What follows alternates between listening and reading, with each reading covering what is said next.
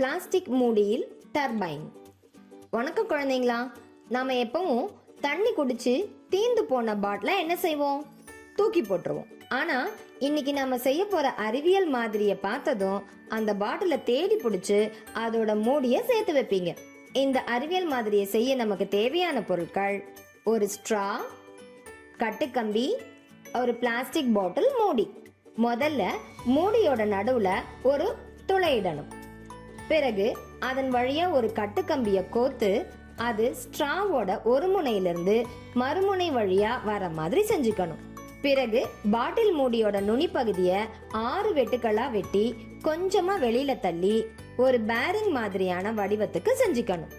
இப்போ நாம ஸ்ட்ராவோட ஒரு முனை வழியா ஊதும் போது அந்த காத்து மூடிய வேகமா சுத்த வைக்கும்.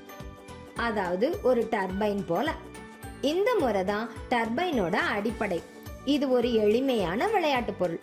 என்ன குழந்தைங்களா, பாட்டில் மூடிகளை சேகரிக்க ஆரம்பிச்சிட்டீங்க போல?